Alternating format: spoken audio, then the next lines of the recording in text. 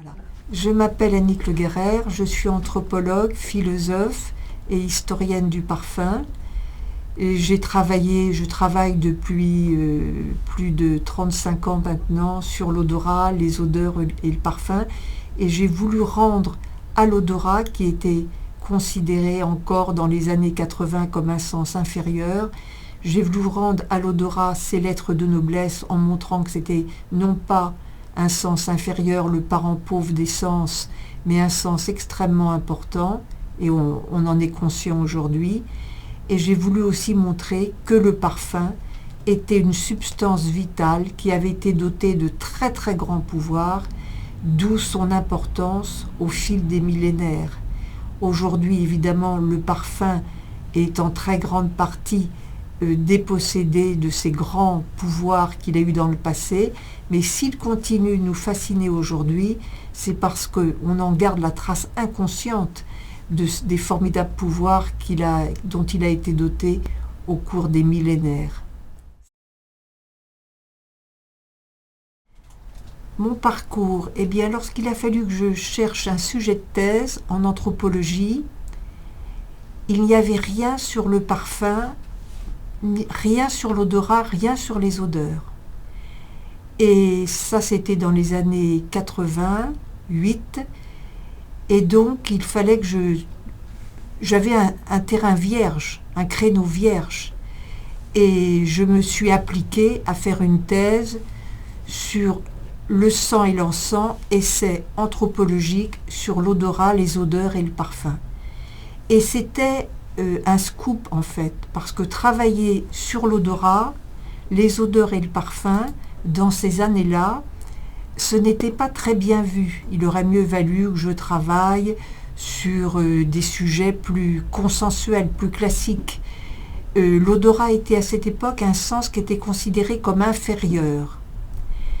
Le parent pauvre des sens, parce que trop lié à l'animalité, à la sexualité, et le parfum apparaissait uniquement comme un objet esthétique, d'hygiène, et j'ai voulu, avec cette thèse, rendre leur lettre de noblesse à l'odorat et au parfum.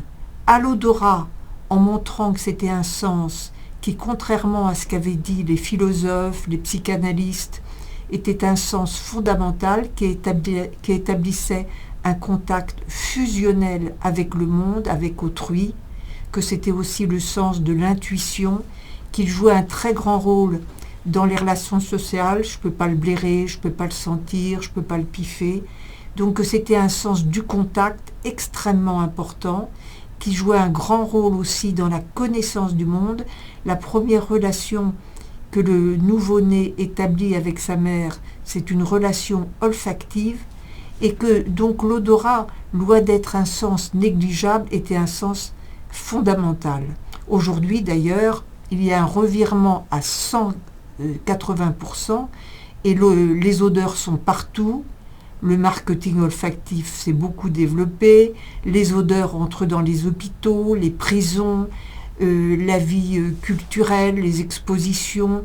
Donc, il y a une grande fascination pour l'odorat, et j'en suis très heureuse parce que j'étais une des premières chercheuses à mettre en lumière toute l'importance de l'odorat et des odeurs.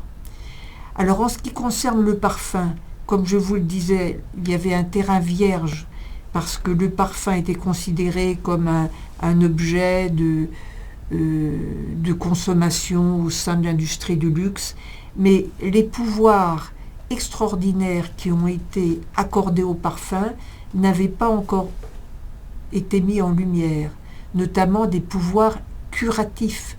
Le parfum a été notre premier médicament de l'Antiquité égyptienne jusqu'à la fin du XIXe siècle, et ça on l'a complètement oublié.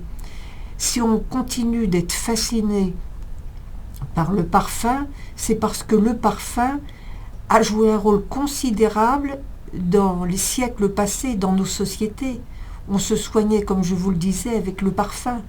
L'une des plus anciennes recettes de parfum thérapeutique que nous avons est une recette qui date de 15 siècles avant Jésus-Christ, une recette égyptienne, celle du fameux kifi, qui servait évidemment à honorer les dieux pour avoir leur bienveillance, mais qui servait aussi à soigner les maladies pulmonaires, intestinales, hépatiques et à détendre, comme le fait le vin, mais sans les effets de l'ivresse. Et le kifi est non seulement un parfum thérapeutique, mais un parfum aromacologique, parce qu'il avait une action sur les humeurs et les comportements. Il détendait, rendait joyeux, vous voyez. Et donc j'ai voulu remettre en lumière ces formidables pouvoirs qui ont été accordés au parfum. Ces pouvoirs, pourquoi est-ce qu'on a accordé au parfum de telles vertus, de tels effets? C'est parce que dès l'Antiquité, le parfum a été considéré comme une substance vitale exceptionnelle, une substance vivifiante. Et on voit ça à travers les mythes, les légendes, les pratiques. Les anciens Égyptiens de l'Égypte pharaonique considéraient le parfum comme émanant du sang de leur Dieu. Et il y a une tradition chrétienne qui a comparé le sang du Christ à un parfum qui doit se répandre pour sauver les âmes empuanties des pécheurs. Donc vous voyez, avec de telles origines, une origine divine, un sang divin, il était normal qu'au fil des siècles, le parfum soit crédité de formidables pouvoirs. Alors évidemment, j'ai choisi un sujet de thèse qui n'avait jamais été travaillé, mais ce n'était pas par hasard, parce que dans ma famille, mon beau-père, mon second père qui nous a élevés, travaillait avec Christian Dior. Et il était président d'une société qui distribuait les parfums Christian Dior. Donc dans mon enfance, j'ai senti beaucoup d'odeurs, beaucoup de parfums. Et j'avais déjà développé une grande sensibilité olfactive et un grand intérêt pour l'odorat et le parfum. C'est venu comme ça. Et donc je voulais montrer à mon père qui avait un regard négatif sur le parfum, il pensait que c'était juste un objet de luxe, d'hygiène. Je voulais lui montrer aussi que le parfum avait des propriétés qu'il ne connaissait pas et qui avaient intéressé beaucoup les médecins. Puisqu'Hippocrate, un grand médecin du IVe siècle avant Jésus-Christ, disait que le médecin devait être l'homme aux narines bien mouchées, et déjà il préconisait de lutter contre la peste qui sévissait à Athènes, il préconisait de lutter contre la peste avec des parfums. Donc j'étais déjà déterminée à travailler sur ces sujets-là par mes antécédents familiaux. Une odeur qui m'a marquée dans ma vie, c'est l'odeur des coquilles de noix fraîches, parce qu'on avait, dans une maison qu'on avait à la campagne, des noyers, et lorsque les coquilles, avec leurs gaines, tombaient, elles dégageaient des odeurs très très puissantes, des odeurs humides en même temps, et des odeurs boisées, qui m'ont laissé un souvenir très très fort. Et quand je sens en effet une odeur de noix fraîches, je revois cette maison d'enfance où j'ai passé des vacances, de très longues vacances. Et ça a un effet de remémoration très vivante. C'est un petit peu ma petite Madeleine de Proust, vous voyez. Ça fait revivre des souvenirs très très anciens. Je revois le jardin avec les bateaux qui passaient au pied du jardin, et ça a un fort impact dans ma mémoire. Alors, j'ai travaillé sur l'aspect historique du parfum, puisque j'ai écrit chez Odile Jacob un livre qui s'appelle « Le parfum des origines à nos jours », où je montre toute l'évolution du parfum de l'Égypte ancienne jusqu'à aujourd'hui. Je montre aussi que le parfum a été au départ considéré comme une substance vitale exceptionnelle d'où sa durée dans le temps, parce qu'on en garde les traces encore aujourd'hui. Et j'ai donc fait tout ce parcours qui dure des millénaires.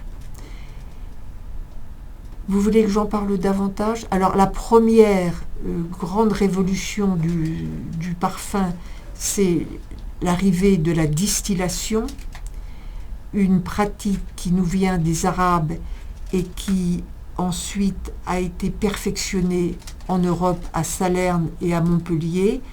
Et le premier parfum qui est fait avec cette technique de la distillation parvient en Europe en 1370, c'est la fameuse eau de la reine de Hongrie, qui est à base de romarin, de fleurs de romarin et d'un alcool très léger, l'esprit de vin. Et là où on voit très bien encore les liens du parfum avec la pharmacie, c'est que cette fameuse eau de la reine de Hongrie, on s'en mettait sur tout le corps pour se protéger des miasmes, des mauvaises odeurs qui, pensait-on à l'époque, apportaient des maladies, mais on la buvait. On buvait le parfum. Le fameux kifi dont je vous ai parlé tout à l'heure, on le buvait pour soigner les maladies intestinales, hépatiques et pulmonaires. Donc le parfum était bu, aspergé sur tout le corps, pour que l'individu présente au monde une nuée aromatique, une sorte de cocon aromatique qui le protégeait des mauvaises odeurs et des miasmes. Et selon la légende, l'eau de la reine de Hongrie aurait permis à cette souveraine qui avait 72 ans, qui était donc pour l'époque extrêmement âgée et très malade, de retrouver sa jeunesse, sa beauté, sa santé et d'être demandée en mariage par le roi de Pologne. Donc ça a été une révolution, l'arrivée de la distillation, parce que les parfums antiques étaient faits avec comme base l'huile ou le vin. Et l'eau de la reine de Hongrie est faite avec la distillation, l'appareil à distiller, vous voyez. Et donc ça donne des produits moins lourds, beaucoup plus légers. Et ça a été un triomphe, cette eau de la reine de Hongrie. On l'a portée jusqu'à la fin du XVIIIe siècle. Et les parfums égyptiens, grecs, romains, comme je vous le disais, avaient une base huileuse. Huile d'olive, huile de benne, huile de balan, huile de sésame, dans des bases dans lesquelles on faisait macérer les ingrédients aromatiques. Ça, c'est une première révolution.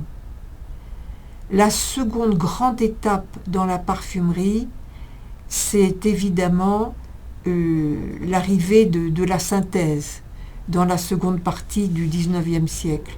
Parce que les produits de synthèse vont commencer à remplacer les produits naturels et aussi les produits de synthèse permettent d'avoir des notes nouvelles que les parfumeurs ne trouvent pas dans la nature. Et c'est ce qui explique aussi le triomphe du numéro 5 de Chanel qui intégrait des aldéhydes, ce qui donnait aux ingrédients naturels comme la rose, le jasmin, une odeur tout à fait particulière. Et le numéro 5 de Chanel d'emblée est apparu comme un parfum extrêmement novateur et original. Alors ça, c'est une seconde révolution parce que les parfumeurs vont pouvoir disposer d'une énorme quantité d'odeurs et pouvoir créer et se revendiquer véritablement comme des artistes. Le parfumeur commence à se revendiquer véritablement comme un artiste grâce à l'arrivée des produits de synthèse. Et on voit dans les ouvrages des parfumeurs de la seconde partie du XIXe siècle qu'ils revendiquent véritablement leur activité comme une activité artistique. Ils disent que ils travaillent avec les notes aromatiques comme l'écrivain avec les mots. Ils se rapprochent de la littérature et aussi surtout de la musique. parce qu'il se rapproche du musicien qui lui aussi cherche des accords, des notes. Et le parfumeur travaille sur un orgue olfactif. Et donc ce rapprochement avec la musique permet au parfumeur de se revendiquer véritablement comme un artiste. Alors le grand travail du célèbre parfumeur Edmond Rounicka a été justement de faire en sorte que le parfum bénéficie de la protection intellectuelle et artistique pour que les parfums soient mieux protégés et ne soient pas copiés comme ils le sont encore très abondamment. Ça a été tout le travail de la vie ça a été tout le travail d'Edmond Rounicka. Il y a mis beaucoup d'énergie. Et il est mort, hélas, sans que son vœu soit accompli. Mais on est sur le bon chemin quand même, parce que même si la Cour de cassation en France ne reconnaît pas encore au parfum la propriété artistique et intellectuelle, les cours d'appel de Paris ne sont pas d'accord avec la Cour de cassation et on est sur le bon chemin. En 2010, le ministère de la Culture m'avait demandé de faire une exposition au ministère de la Culture sur le parfum et à la faveur de cette exposition dont j'étais commissaire, 6 parfumeurs français ont été décorés par le ministre de la Culture. Donc vous voyez, on est sur la voie. Souterrainement, c'est en train de se faire. Et même si le grand public considère que les parfumeurs sont des artistes, s'ils pouvaient bénéficier officiellement de cette protection artistique et intellectuelle, ce serait pour eux, évidemment, pour leur création, une excellente chose. Eh bien, oui, je crois que l'univers des parfums est mystérieux parce que le parfum a accompagné l'homme à travers les millénaires. On a trouvé, comme je vous le disais, des vestiges de flacons 7000 ans avant Jésus-Christ. Et le parfum a accompagné toute la vie de l'humanité à travers les siècles. On s'est battu pour les parfums. Le parfum a fait l'objet de guerres même. Et le parfum, évidemment, a été considéré comme une substance vivifiante, une substance qui était dotée de grands pouvoirs thérapeutiques tout au long des millénaires qui nous ont précédés. Donc évidemment, le parfum est porteur d'une extrême richesse et qui aujourd'hui est toujours présente et qui laisse des traces dans notre inconscient.